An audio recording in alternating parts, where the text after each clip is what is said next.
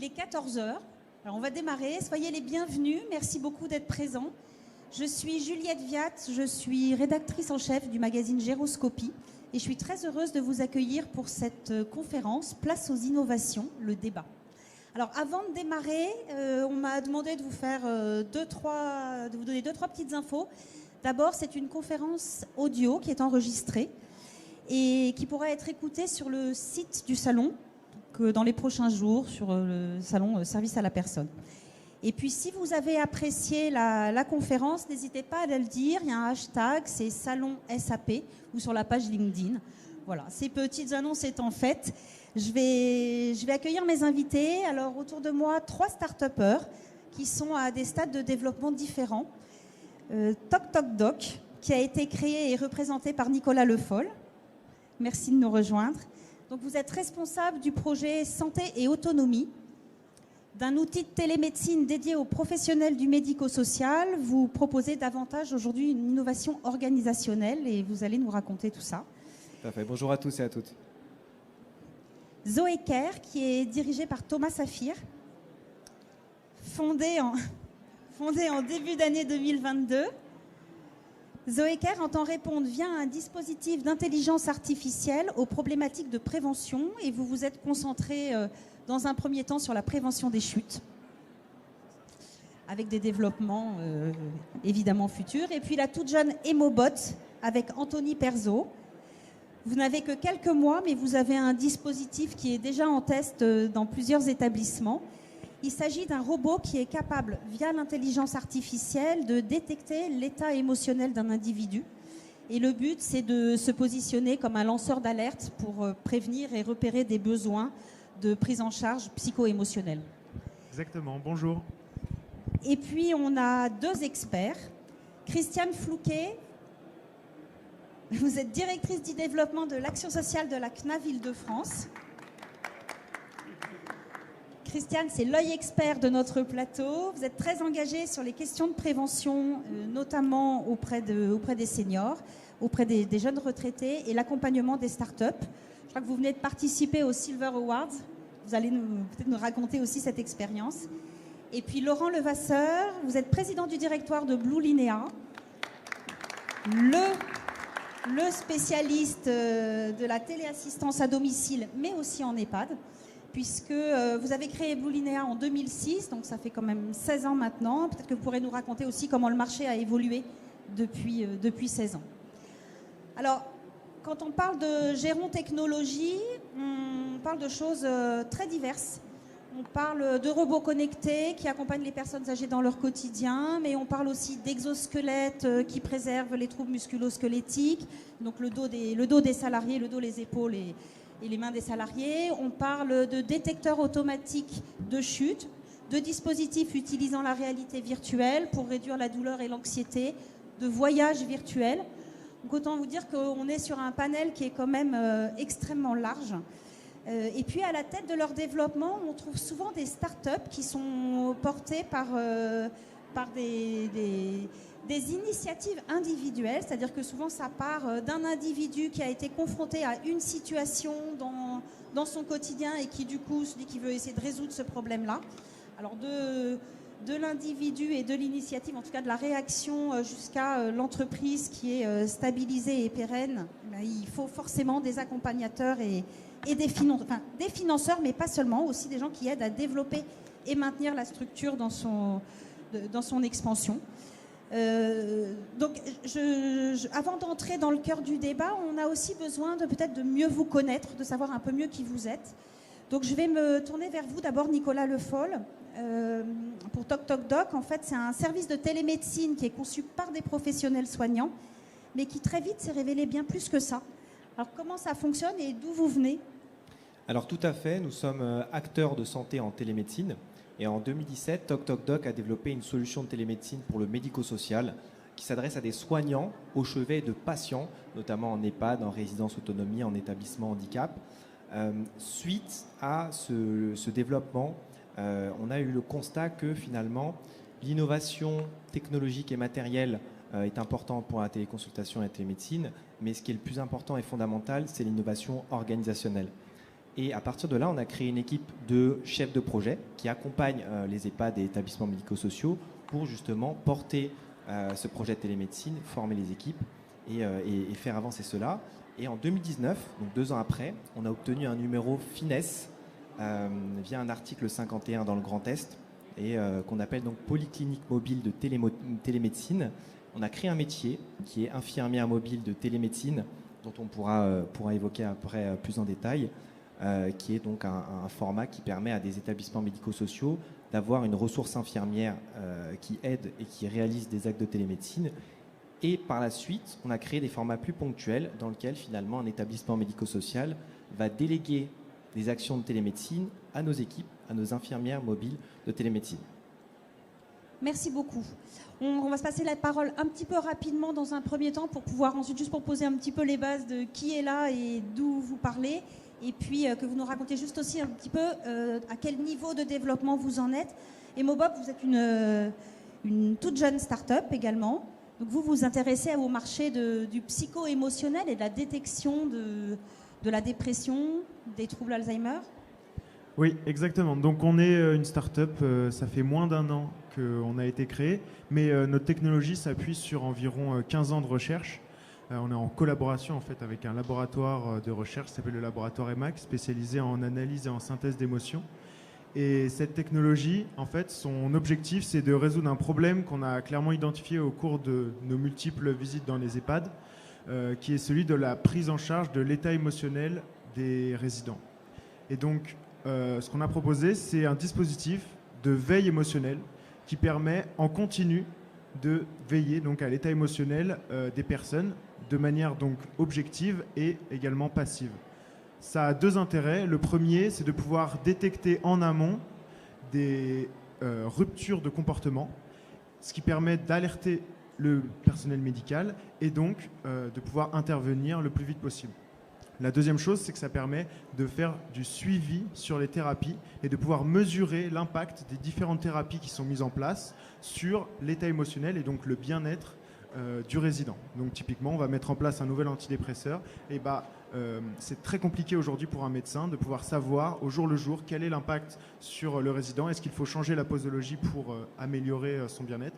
Avec Emobot, l'idée, ça va être de suivre en continu, de pouvoir ajuster au jour le jour et de converger très rapidement vers la solution idéale.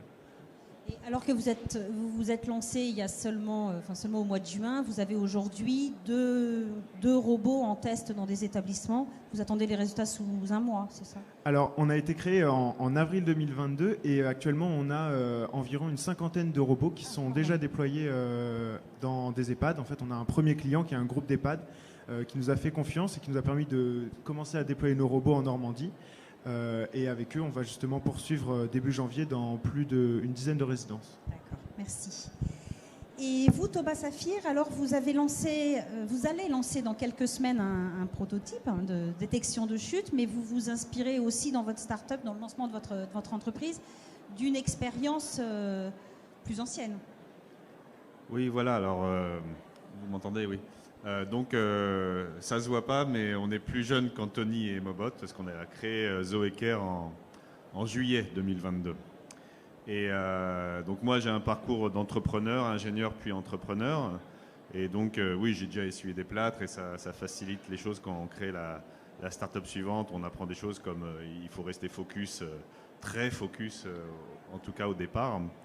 Et donc j'ai fait la rencontre d'un enseignant chercheur à Centrale Supélec également, Piotr Antonik, qui est un petit génie de l'intelligence artificielle et qui vient de déposer un brevet sur la reconnaissance de mouvements en analysant les déformations des signaux Wi-Fi.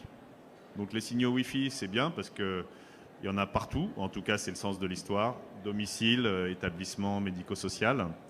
Et donc l'idée c'est d'entraîner cet algorithme de machine learning à reconnaître tel ou tel mouvement en studio, en reproduisant le mouvement des milliers de fois, de le rendre ainsi indépendant de la personne et du lieu où ce mouvement a lieu.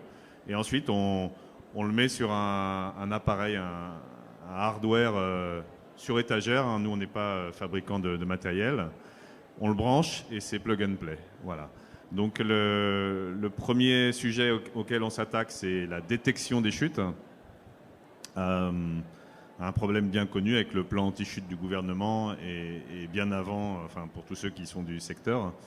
Voilà, donc on a fait un premier entraînement. On démarre effectivement une expérimentation dans plusieurs EHPAD en début d'année prochaine, afin de commercialiser plus tard dans l'année 2023 et également vers le domicile, qui est un secteur un peu plus complexe. Ça devrait arriver rapidement. Enfin, vu qu'on peut reconnaître des mouvements, la chute c'est un mouvement, mais il y en a plein d'autres qui peuvent être très intéressants d'un point de vue médical et préventif vis-à-vis des personnes âgées. Donc on a commencé à travailler et on forme des associations avec des médecins, avec des scientifiques pour comment faire au mieux la prévention de la perte d'autonomie, sur quels sont les mouvements qu'il faut détecter, mesurer sur la durée, afin de détecter les signaux faibles qui puissent être ensuite transmis à un médecin traitant, par exemple, pour qu'il puisse corriger le tir, on va dire, vis-à-vis de la personne. Sentez-vous libre de réagir si vous le souhaitez. Si les présentations vous inspirent des commentaires ou des questions, n'hésitez pas parce que bon, peut-être pour dire tout de suite bravo, les pitchs étaient synthétiques, donc on a compris très vite ce que vous faisiez, donc ça c'est déjà bien. Hein. Après, avec le regard que l'assurance retraite peut avoir sur ces innovations-là, on a toujours un point de vigilance immédiat qui est de dire est-ce que ça existe déjà ou pas. Bon. Et c'est important de le situer pour comprendre pourquoi vous êtes innovant. Vous l'êtes certainement pour quelque chose, mais pas forcément surtout, parce que l'idée, les idées phares que vous avez données, et c'est pas vous faire injure que de dire qu'il y a déjà eu plein de sujets là-dessus. Hein, donc. Mais par contre, vous avez certainement eu une bonne idée innovante, et c'est celle-là qu'il faut valoriser hein, de manière importante. Et après, d'une manière plus globale, je crois que lorsqu'on analyse des projets avec le regard, encore une fois, très prudent, on a peut-être en tant qu'expert, mais c'est pas nous qui faisons, donc en tout cas, c'est pas l'assurance retraite qui fait, c'est de dire quelle est la cible vraiment, quel est l'usage, quelle est l'évaluation qui pourra en être faite, et puis du coup, accessoirement, le modèle économique. Hein, voilà. Accessoirement, entre guillemets. Hein. On parlera des financements un petit peu plus Voilà les premières réactions que je voulais avoir. Alors, je suis bien évidemment d'accord avec Christian. C'est sûr, avec Christine, je suis d'accord. On est bien sur ces sujets. Alors, l'innovation disruptive, en français, start-up, qu'est-ce que c'est?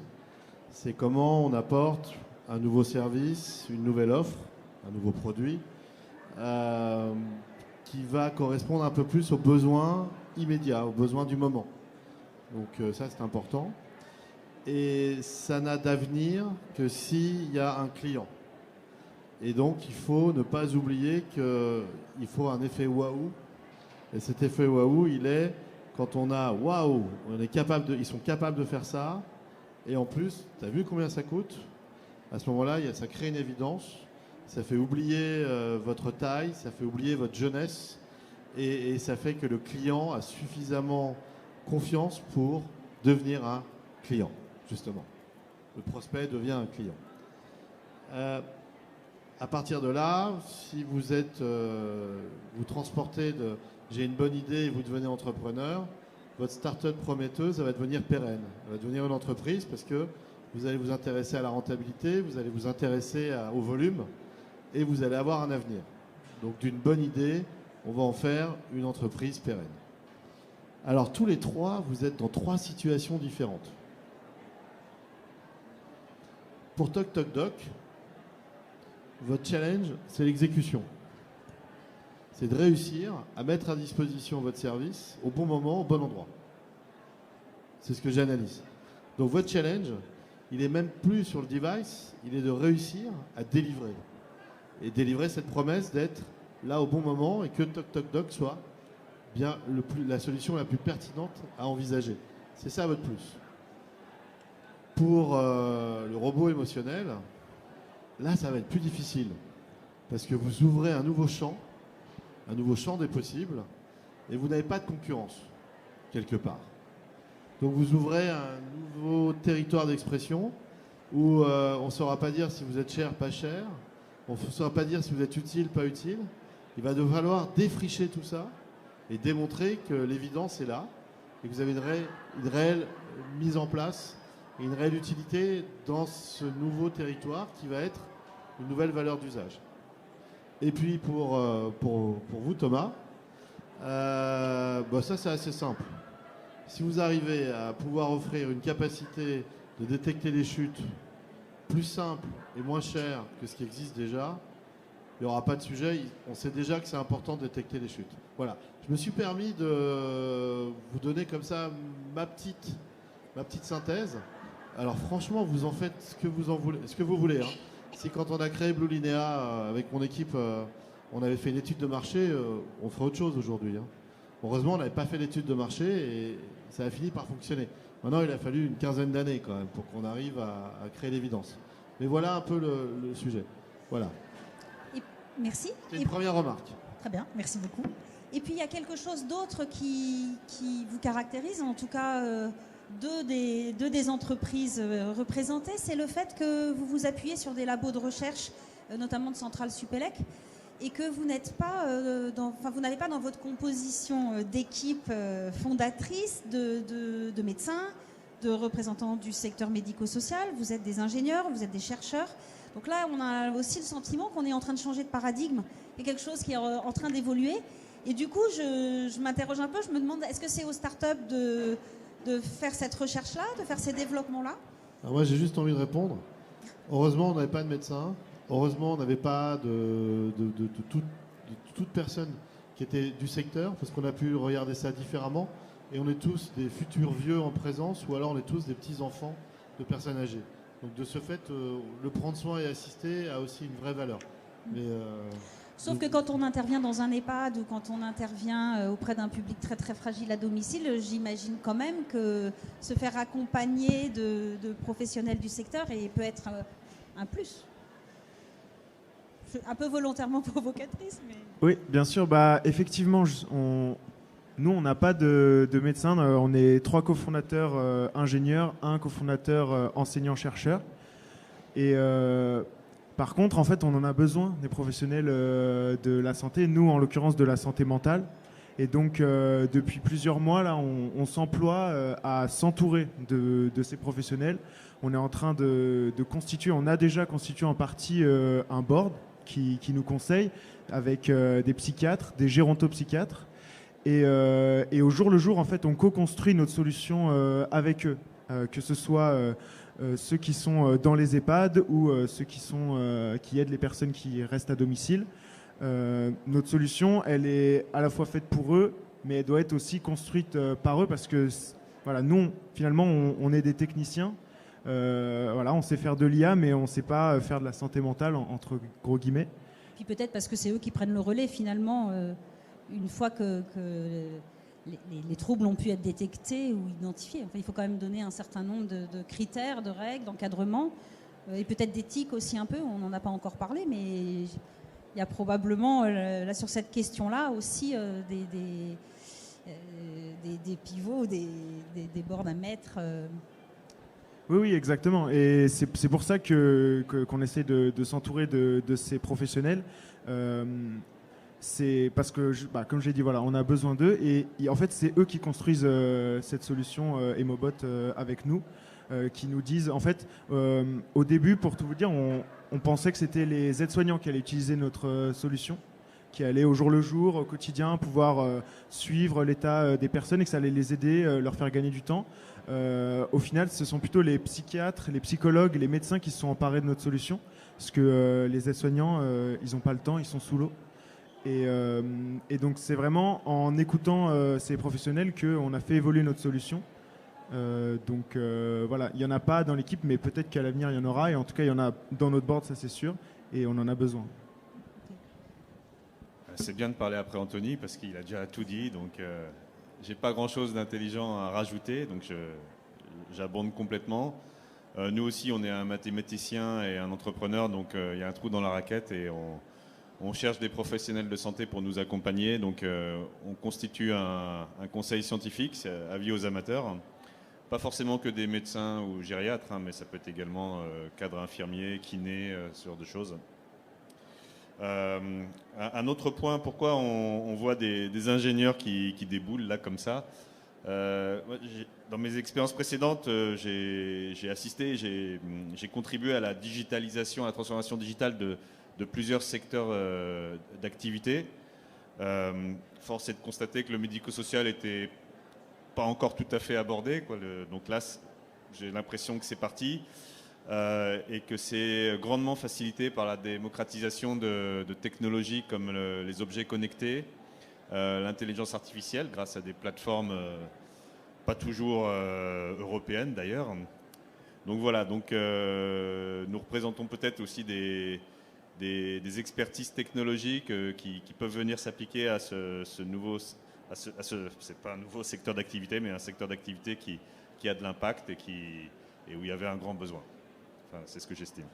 Merci. Christiane, vous vouliez ajouter quelque chose? Oui, je voulais simplement commenter ce que vous disiez.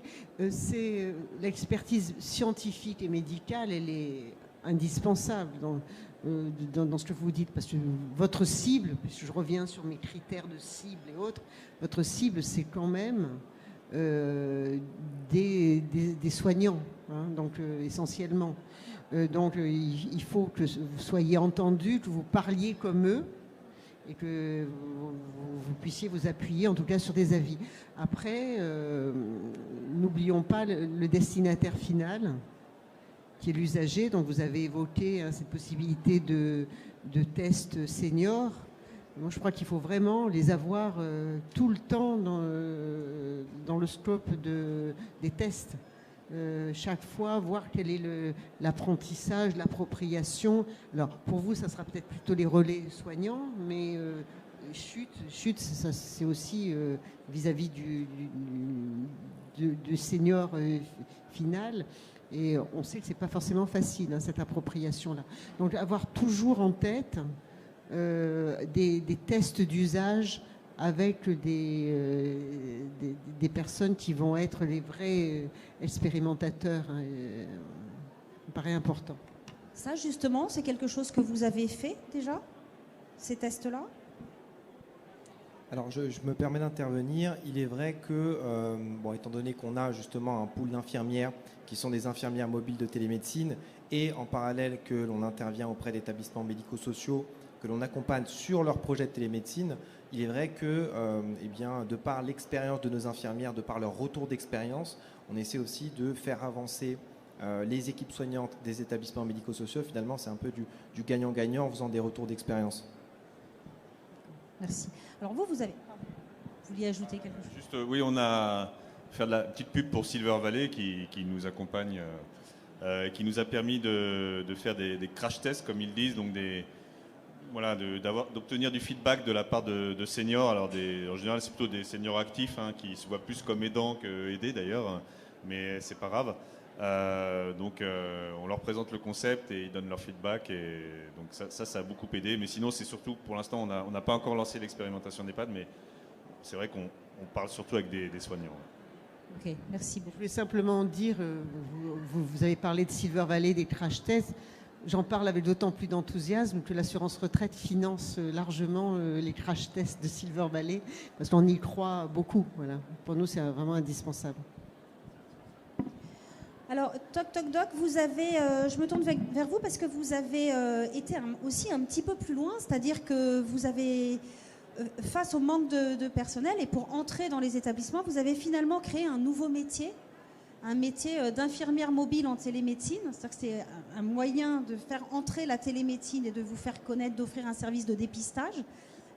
Ça, c'était pour soulager les soignants ou c'était parce que c'était trop difficile d'entrer dans ces établissements ? Alors en effet, avant de mettre en place ce nouveau métier infirmière mobile de télémédecine, le constat était le suivant. Malgré la bonne volonté de l'équipe soignante d'un établissement médico-social, les nombreux turnovers et le manque d'effectifs qui est extrêmement présent dans ces établissements rend difficile la bonne réalisation d'un projet de télémédecine. Et du coup, on a eu le retour de certains établissements médico-sociaux qui souhaitaient finalement déléguer ces projets de télémédecine à des équipes spécialisées. Et donc, on a des infirmières, on a développé des infirmières mobiles de télémédecine qui sont formées par un organisme interne à TocTocDoc, qui est l'école de télémédecine. Et une fois que ces infirmières sont formées, eh bien, des médecins spécialistes, partenaires de TocTocDoc, collaborent avec cette infirmière. Et l'infirmière, se rend dans les établissements médico-sociaux, va identifier les besoins de télémédecine, prendre rendez-vous donc avec les médecins spécialistes et réaliser directement les actes de télémédecine. On a aussi un chef de projet qui va identifier quelques problématiques, réaliser des comités de pilotage. Donc en effet, l'idée, c'est de pallier à des difficultés dans des EHPAD et permettre tout de même à des projets de télémédecine de voir le jour et de fonctionner. Et sans cette fonction d'infirmière mobile de télémédecine, ça aurait été compliqué, voire irréalisable dans certains établissements. Et ça vous a permis de faire des dépistages multiples finalement? Tout à fait. D'ailleurs, on a évoqué ce format finalement qui est un accompagnement long terme sur un EHPAD avec cette infirmière mobile de télémédecine qui vient régulièrement dans l'établissement et réaliser les actes de télémédecine. Alors, c'est en effet un budget qui peut être important pour un établissement s'il n'y a pas de financement, d'aide des autorités de tarification derrière. C'est pourquoi par la suite, on a créé des formats plus ponctuels, des journées de prévention et de dépistage, dans lesquelles on va réaliser des dépistages sur une thématique donnée. Ça peut être la bucco-dentaire. Donc on va dépister 25 résidents dans un EHPAD sur de la bucco-dentaire par de la télémédecine, donc avec un dentiste à distance. Ça peut être de la cardiologie, de l'ORL, la dystrophie musculaire, des nutritions, toutes thématiques. Et donc sur 2022, on a eu le soutien de 20 départements et ARS via les conférences des financeurs pour réaliser ces actions ponctuelles dans des EHPAD principalement. Donc ça représente à peu près 7000 actes de télémédecine dans des EHPAD et on est sur 4200 pathologies détectées et 3700 ordonnances qui ont été émises par des médecins pour des personnes en EHPAD qui donc ont des difficultés à accéder à des médecins. Ça peut être des difficultés de déplacer un résident. Lorsqu'on a un résident qui a 95 ans et des problèmes cognitifs, compliqué en effet pour son bien-être et pour l'équipe soignante de le déplacer. Donc c'est surtout ça finalement qu'on a souhaité mettre en place. Comment vous avez... alors là, c'est une question qui s'adresse peut-être à tous les 4, tous les 5 même. Comment vous avez... Quels sont les leviers que vous avez activés financièrement, c'est-à-dire pour exister, pour développer, pour s'installer un peu dans la durée? Alors là, je m'adresse plus à Laurent Levasseur sur la durée, parce que pour le moment, les autres, c'est encore un peu le démarrage. Mais finalement, à qui faire appel? C'est-à-dire qu'aujourd'hui, on est une start-up, on se lance, les ARS, les prix, la CNAV, voilà, on va chercher qui? Oula! Est-ce que quelqu'un... Oh, je prends la Visa. Est-ce que quelqu'un a une carte de crédit Visa? Non, je plaisante. Chez Blue Linéa, on a démarré sans argent. On a démarré avec un capital de 25 000 euros. Et pourtant, on a levé 30 millions d'euros en 10 ans. Alors, on les a pris par petits morceaux. Parce que si vous prenez tout d'un coup, la pression est très forte sur ce qu'on en fait. Et il faut accélérer le plus vite possible. Ça sert à quoi cet argent? Cet argent, ça sert à industrialiser une offre, ça sert à tester un modèle économique, ça sert à financer un développement commercial, ça sert à structurer une start-up prometteuse. Et puis ça paye les conneries aussi, parce qu'on fait des bêtises. Donc chez Blue Linéa, on a fait un chemin assez simple. On est allé en bourse. Voilà, on a été la plus petite introduction en bourse à Paris. Nous étions 6 dans la boîte et on a introduit la boîte en bourse sur le marché libre. Et après, on est passé de 6 à 87 personnes en l'espace de 3 mois. Et on a déplacé la boîte du marché libre à ce qui s'appelle Alternex, c'est la bourse de Paris. Et ça nous a permis comme ça de passer des levels comme dans un jeu vidéo. Et on n'a qu'une vie, par contre. Donc, quand on change de level, on fait gaffe pour le dirigeant. Et ça s'est plutôt bien passé. Ça fait 16 ans. Et maintenant, on a fait un dernier level. On a organisé une OPA. Et on est devenu... on a un actionnaire majoritaire qui n'a pas d'actionnaire. Ouais, je sais, c'est compliqué à comprendre, mais c'est un groupe de protection sociale qui s'appelle Apicil et qui est le 3e groupe de protection sociale en France. Vous avez AG2R, Malakoff Humanis, Apicil, Clésia. Et eux nous accompagnent désormais, en ayant pris la majorité du capital, avec d'autres actionnaires qui ont suivi, hein, des actionnaires professionnels, c'est-à-dire des investisseurs. Il y en a un dans la salle, il se reconnaîtra. Et à partir de là, on partage une confiance et il faut délivrer. Voilà. Donc tout va se passer plus... Ça prendra plus de temps que prévu. Quand on a de l'argent, c'est plus compliqué que quand on n'en a pas. Parce que Ça, ceux qui généralement, n'en ont entre pas. associés, on s'engueule plus. Parce que qu'est-ce qu'on va en faire ? Et globalement, faites attention à tous ces pièges. Et le plus important, c'est d'être utile à ses clients et que la satisfaction client soit au rendez-vous. Et tant que vos clients vont vous suivre, le reste arrivera naturellement. Voilà. Est-ce que j'ai l'air de ne pas aller trop mal ? Je ne sais pas, mais globalement, voilà, ça fait des années que ça dure. Et il y a un moment, il faut finir par être rentable. Donc nous, c'est cette année, enfin, après 17 ans, 16 ans. Mais c'est des cycles. Hein.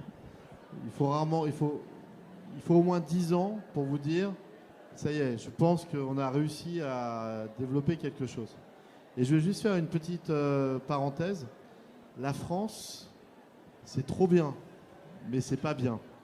En France, vous pouvez être financé pendant 2 ans alors que vous avez une très mauvaise idée. Pendant 2 ans, vous pouvez obtenir des aides de Pôle emploi, du CIR, de la région, de pôle de compétitivité, de subventions, de BPI, alors que vous avez une idée qui n'est pas très bonne.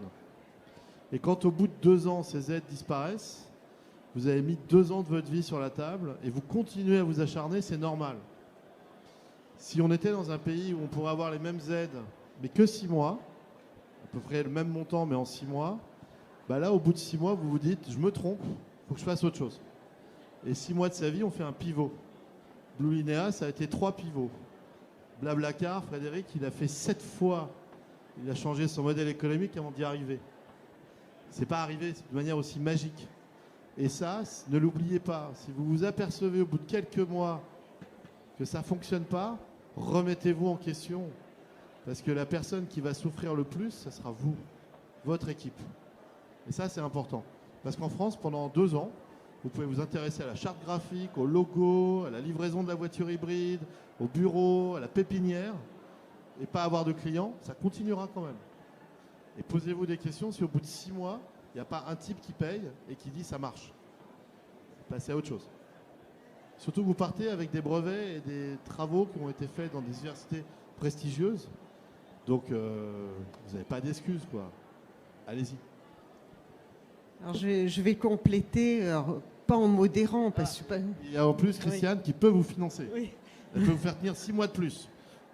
Non, mais justement, je fais partie de ceux qui peuvent financer. Enfin, la CNAF peut apporter des financements pendant 2 ans, effectivement, mais quand même d'une manière un peu moins aveugle que ça a été dit. C'est-à-dire que nous, effectivement, on a l'avantage en France de pouvoir, en tant qu'institution, donner un droit à l'erreur, droit à la vraie expérimentation.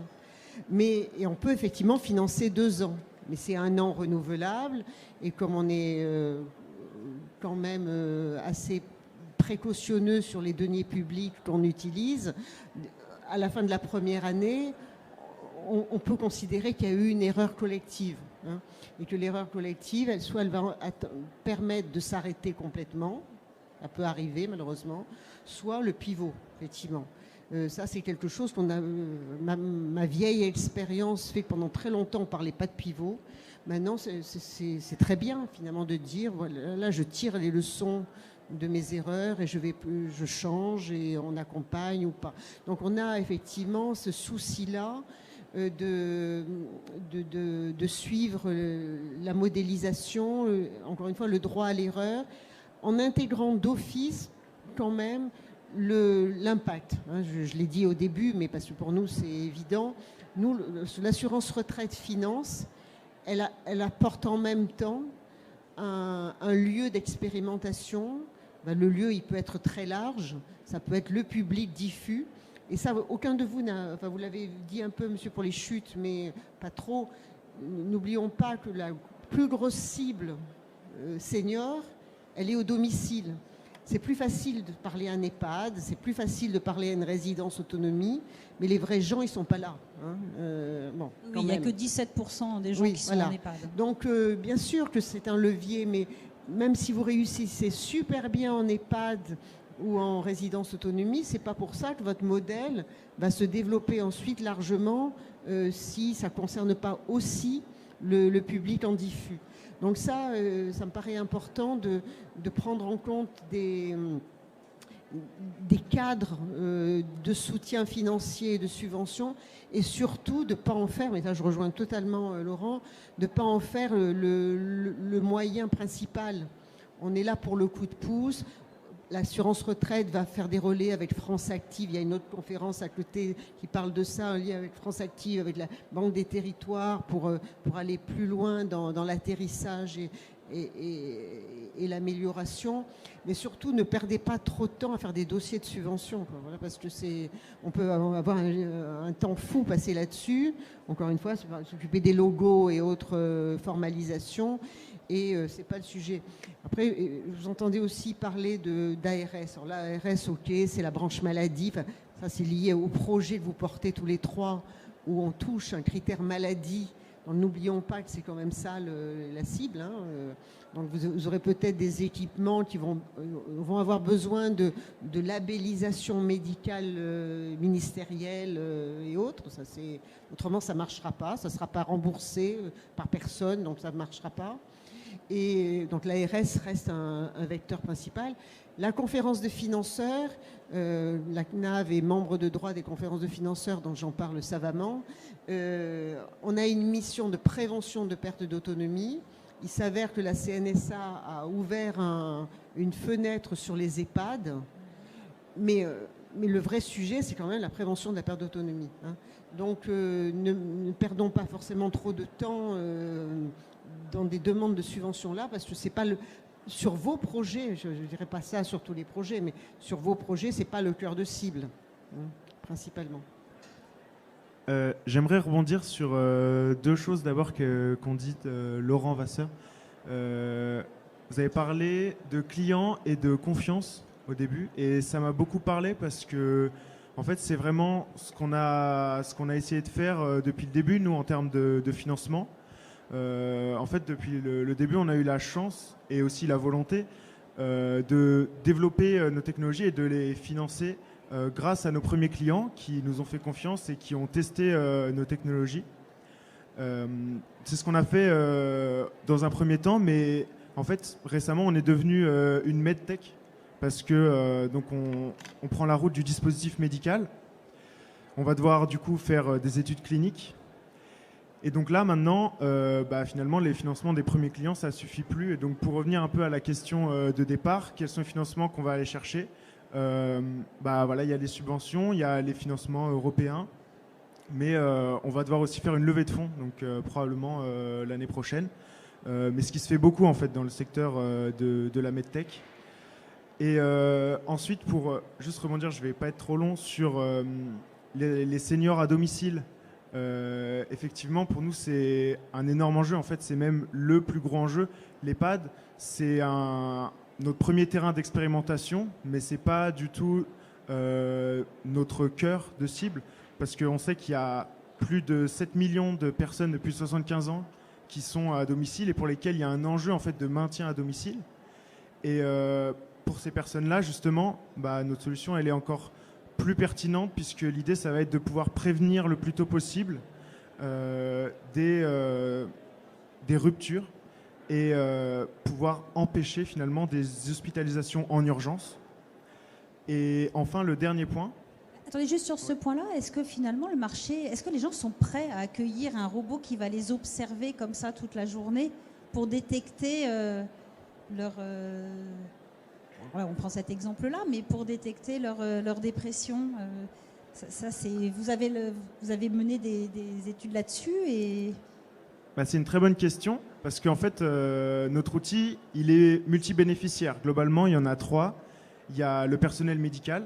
Donc lui, en général, il voit très bien l'intérêt. Il a envie d'avoir cette information supplémentaire, ces alertes qui l'aident dans son quotidien. Et à terme, lorsque on sera certifié dispositif médical, ce pré-diagnostic psychiatrique. Le deuxième bénéficiaire, c'est la famille en général de la personne âgée, qui elle aussi voit l'intérêt puisqu'elle est rassurée par le fait qu'elle sait qu'on veille à son état émotionnel en continu et que dès qu'on constate une dégradation, on va pouvoir intervenir le plus tôt possible. Et le troisième bénéficiaire, mais finalement le plus important, qui est au centre de tout, c'est la personne chez laquelle on déploie le dispositif. Et elle, en général, c'est plus compliqué en l'état de voir l'intérêt pour soi en fait d'un tel dispositif. Nous, notre manière de répondre à ça, c'est de réfléchir en fait à une fonctionnalité qui bénéficierait directement à la personne. Pour l'instant, on se dirige vers recréer du lien social grâce à notre robot puisqu'il va être dans la chambre de la personne. Pour l'instant, il est assez passif, mais en fait, on peut le rendre interactif. On peut discuter avec la personne, on sait le faire aujourd'hui, mais pas discuter juste pour être sympa, discuter pour faire une visio sur la télévision avec sa famille, pour envoyer des messages et lire ceux qui s'échangent sur les groupes WhatsApp dont la personne ne fait pas forcément partie, etc. Donc pour l'instant, c'est notre manière de répondre à cette problématique de l'acceptabilité. Oui, parce que c'est quand même d'abord la personne qui est concernée par le dispositif. Exactement. Avant la famille, même si ça la rassure. On parle d'autonomie, donc la décision de choix. Et puis, pardon, oui, vous vouliez faire un je me permets d'intervenir rapidement, si vous voulez bien, au sujet du domicile, puisqu'en effet, on avait évoqué l'expérimentation plutôt et les actions plutôt sur les établissements médico-sociaux. Mais en effet, sur le domicile, notamment dans les déserts médicaux, il y a des vraies problématiques d'accès à de la médecine de spécialité notamment. Et l'idée, en effet, qu'on peut mettre en place, et on a des expérimentations de ce type, c'est de créer des cabinets d'infirmiers télémédecine dans un village, par exemple, dans lequel il n'y a plus de cardiologue, l'infirmière va récolter les demandes des habitants du village, des habitants de la communauté de communes même, pour bénéficier donc d'un dépistage par cardiologie. Donc l'infirmière sur place dans le cabinet va pouvoir prendre la tension, réaliser un électrocardiogramme, et elle va même pouvoir aller jusqu'à réaliser une échographie téléguidée par le cardiologue, c'est-à-dire que le cardiologue à distance va voir en direct l'échographie réalisée par l'infirmière, va pouvoir guider pour avoir les données nécessaires pour, par exemple, une mise à jour de traitement. Donc il y a aussi ces expérimentations mises en place. La difficulté après, c'est au niveau du financement. Qui finance ce genre d'action ? Est-ce que c'est la communauté de communes ? Est-ce que, encore une fois, c'est l'agence régionale de santé ou un autre organisme ? Ça, c'est une vraie difficulté pour le coup. Et puis aussi d'avoir le médecin en face, parce que c'est pas si simple que ça, d'avoir des plages horaires suffisantes pour trouver le spécialiste disponible au moment où on a besoin. Tout à fait. C'est vrai que chaque projet finalement est un projet sur mesure, puisqu'il faut en effet trouver des médecins de proximité, alors qui seront peut-être à 100 km, ils sont très loin finalement, mais entre avoir une téléconsultation avec un cardiologue qui est à 100 km ou ne pas avoir de téléconsultation avec un cardiologue, l'avantage est déjà en effet mis en avant. Mais chercher les ressources médicales, c'est difficile. On a des liens avec certains médecins qui en effet collaborent avec nous, mais chaque projet, encore une fois, est un projet sur mesure, avec des médecins de proximité. On a vu aussi se développer des living labs par des fondations d'entreprises ou je pense à la fondation I2ML ou je pense à des fondations de groupe. Est-ce que ça, c'est des dispositifs que vous avez sollicités pour venir tester vos solutions et vérifier leur efficience et justement la rencontre avec un public réel ? Oui, je vais reprendre le micro parce que le Living Lab, oui, c'est quelque chose qu'on a exploité, qu'on trouve hyper important. On a déployé un robot, le Living Lab du Gérondif nous a acheté un robot et ça nous permet, en fait, ça leur permet eux de le déplacer comme ça et de faire des expérimentations avec. On va bientôt en déployer un normalement à Eurasanté aussi vers Lille. Et oui, effectivement, ce genre de dispositif. Je pense que ça pousse l'innovation puisque ça permet de l'amener un petit peu partout et aussi d'expérimenter par le même biais. Christiane, vous avez participé cette semaine aux Silver Awards. C'est un dispositif qui permet à des jeunes, à des étudiants de se confronter avec des professionnels à une problématique. Oui, alors c'est effectivement une initiative de Silver Valley depuis plusieurs années, hein. On en est au 5e ou 6e Silver Award. L'idée de départ, c'est faire connaître le milieu de la silver economy aux étudiants. Et en soi, c'est déjà un bel objectif. Ce sont des étudiants qui sont pluridisciplinaires, hein, et toutes les écoles sont ciblées et elles répondent plutôt bien à ça. Alors, école d'ingénieurs, beaucoup, médico-social, bien sûr, mais aussi beaucoup de design. Ça me paraît vraiment quelque chose d'assez nouveau qu'on a capté depuis 2 ou 3 ans. Donc, pour tester cette idée, pour la mettre en œuvre, Silver Valley organise une sorte de hackathon finalement pendant 2 jours. C'est malheureusement qu'1 jour et demi, donc c'est quand même très court, en bûchant sur des thématiques et où on a essayé de mettre tous les ingrédients qu'on avait détectés, c'est-à-dire qu'il y a bien sûr il y a la thématique, il y a les étudiants avec leur savoir-faire et leur envie de faire, il y a des experts scientifiques et il y a des seniors qui maintenant font partie de chaque groupe. Donc ce sont des étudiants par trinôme en principe qui trouvent des projets. Et moi, j'avoue que je suis tous les ans éblouie par leur capacité à faire en si peu de temps, faire émerger des idées qui semblent tenir la route. Voilà. Bon. Bien sûr, elles n'ont pas vocation à être modélisées. Je pense que ça vous rendrait furieux de savoir qu'en 2 jours, ils peuvent tout faire, alors que vous mettez des mois, voire des années à faire quelque chose, et on n'en attend pas autant qu'eux, ils ne savent pas tout, enfin, etc. Mais il y a quand même parfois, il y a eu des idées qui sont parfois sorties de ces Silver Awards, qui ont ensuite été reprises dans la durée. Et Silver Valley, après, bon, comme ce sont souvent des étudiants ingénieurs dernière année, qui sont prêts à basculer tout de suite après dans l'entrepreneuriat, donc ça tombe bien. Et il y a vraiment eu des idées qui ont ensuite pu être vraiment mises en œuvre. Voilà, donc c'est vraiment, on coche beaucoup de cases sur cette innovation et sur cette appropriation des domaines. Cette année, c'était autour des aidants, c'était autour du parc social, c'était autour de la mobilité et du développement durable, hein, des idées sur lesquelles on se retrouve tous. Et il y a eu franchement des bons projets.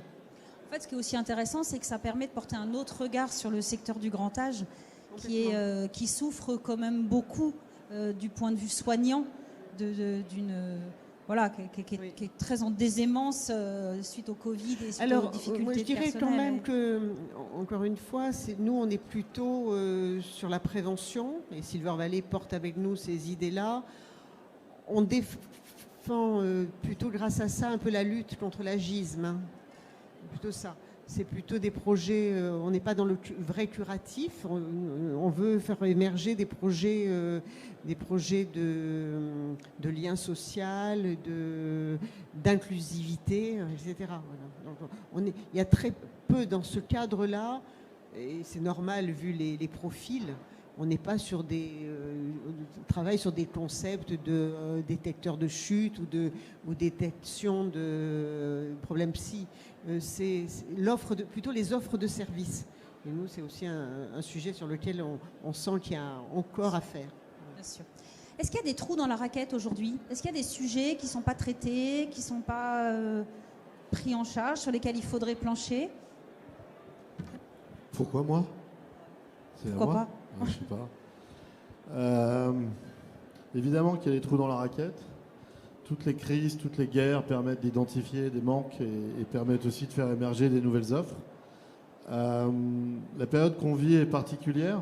Notre génération n'a pas connu la guerre. La génération de nos parents non plus. Moi, je parle pour moi, hein, donc leurs grands-parents. Et concrètement, on va vivre ce qu'il y a dans les livres d'histoire. Les 10 ans d'inflation vont durer 3. Les 30 glorieuses vont durer 5. Et puis, il y aura ceux qui étaient propriétaires en immobilier, ceux qui ne l'étaient pas. Il va y avoir une destruction de de la classe sociale moyenne. On va vivre ce que les Anglais ont vécu il y a 15 ans. Alors je vous raconte tout ça, pourquoi ?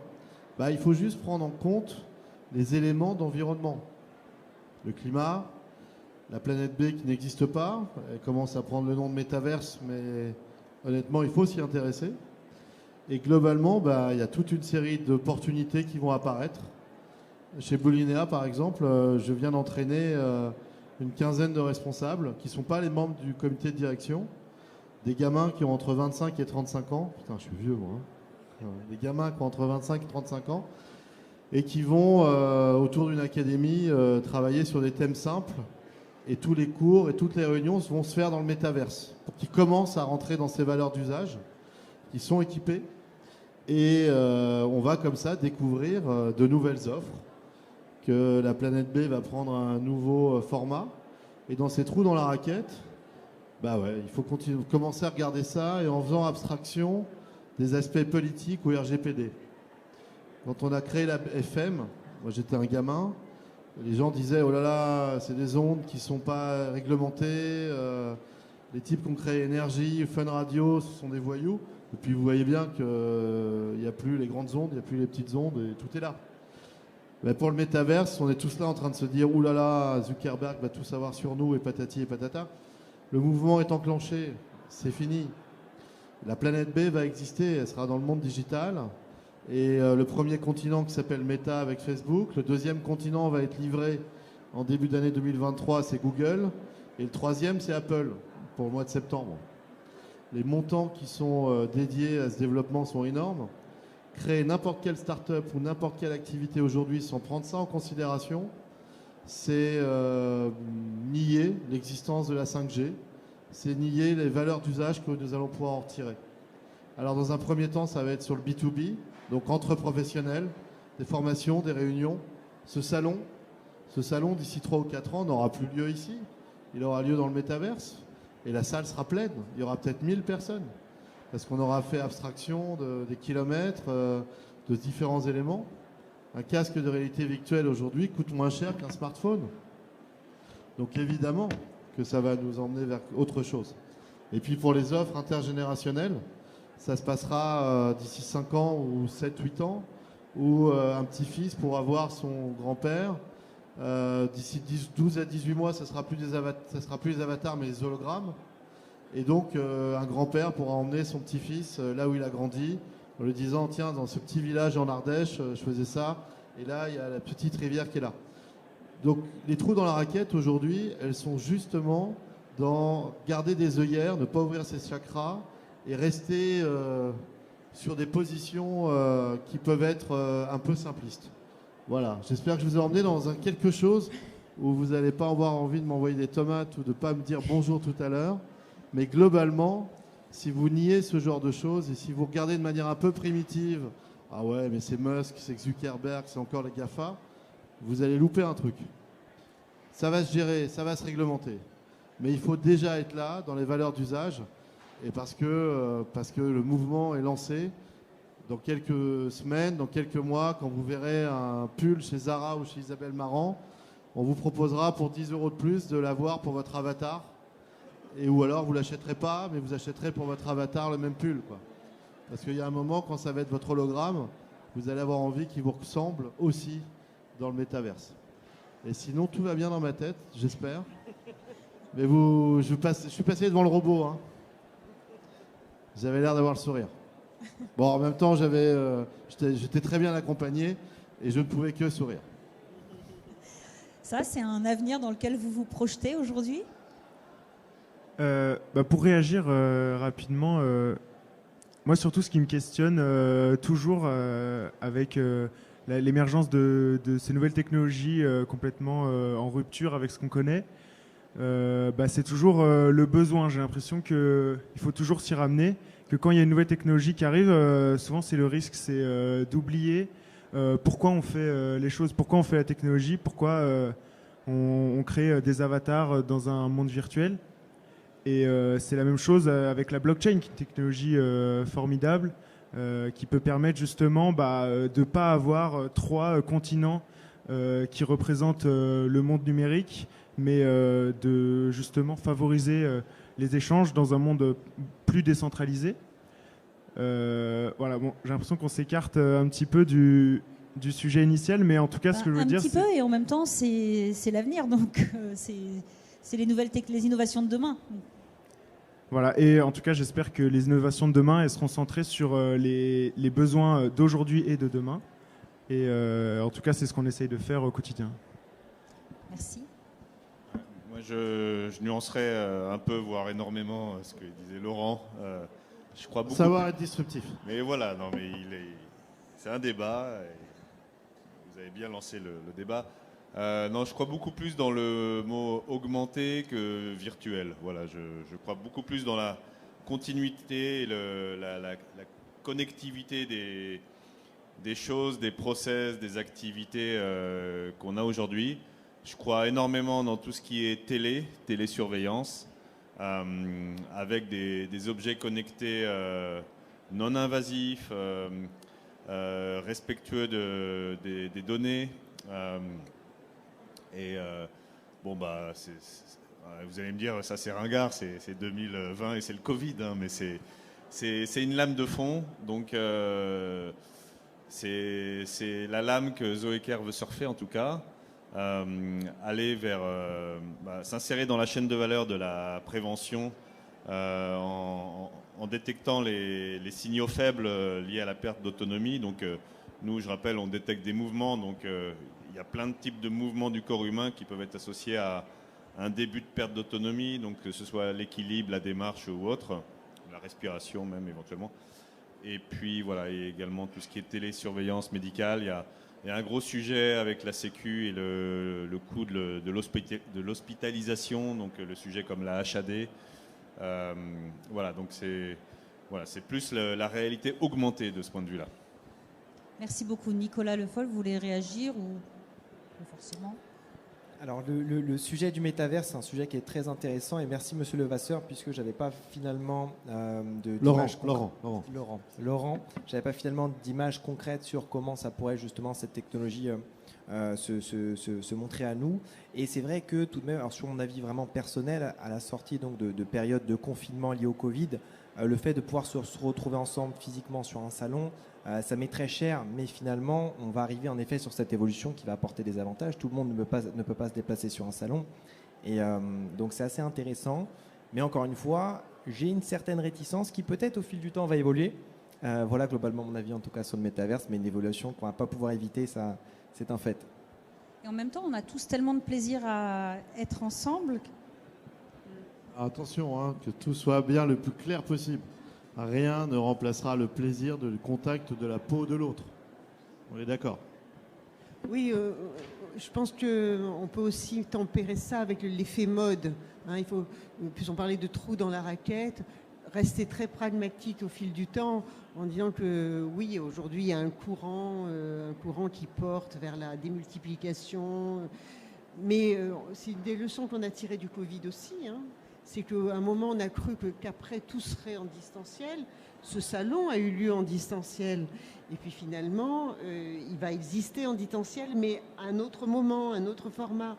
Donc, avoir plusieurs modes d'intervention, ça reste le sujet.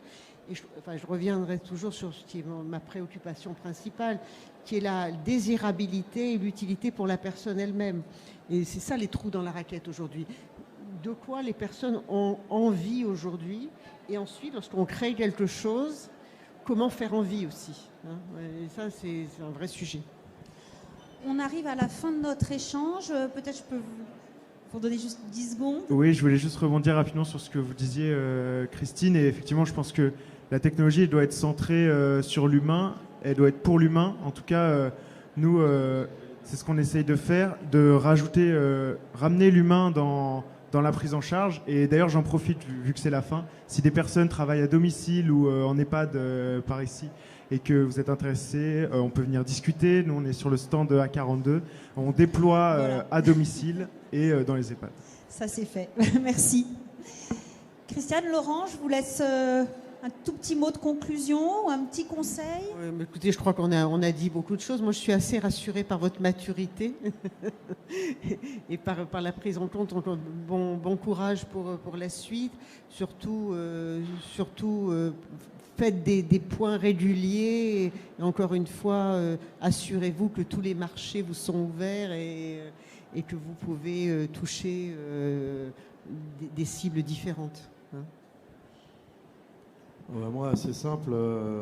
Aujourd'hui, Blue Linea opère à domicile. On a quasiment 60 000 personnes âgées qui sont équipées de nos outils de téléassistance, le bouton Help, 25% avec des détections de chute. Donc Fabrice, il s'appelle David Guyard. C'est le patron de la R&D, Innovation et Services. Il est sur LinkedIn. David.Guyard. Prenez le nom, on ne sait jamais, vous aussi, hein, pour certains. Voilà, ça c'est bon. Pour le robot, il s'appelle Hervé Bram, il est dans la salle parce qu'il gère à peu près 1000 EHPAD à qui on vend des solutions. Donc essayez de le trouver maintenant. Okay. Où est Charlie? Mais ça peut fonctionner. Voilà, il est tout rouge, mais il est là. Ouais. Il est assez discret d'habitude. Et puis alors, pour la partie Toc Toc Doc, elle s'appelle Charlotte. Et elle est juste en face de vous, mais derrière Margot. Voilà. Et voilà. Et si on peut vous aider à accéder au marché, faisons-le. Si on peut vous aider à jouer, faisons-le. Parce qu'on n'est pas à l'abri de passer à côté d'un truc, quoi. Et on vous offrira un casque de réalité virtuelle sans problème aussi. Un grand merci à tous les 5. Merci du temps et de votre temps et de votre disponibilité. Je me permets juste de vous dire que 2 conférences suivent. À 15h30, porteur d'un projet en faveur du bien vieillir, des partenaires et des outils pour vous accompagner, c'est en salle Europe, c'est-à-dire ici. Et puis à 17h, comment créer un effet waouh? Ça peut vous intéresser chez vos clients et salariés. Là, c'est en salle Amérique. Et si vous avez apprécié la conférence, n'hésitez pas à le dire sur #SalonSAP ou sur la page LinkedIn. Merci à tous. Bonne fin de journée.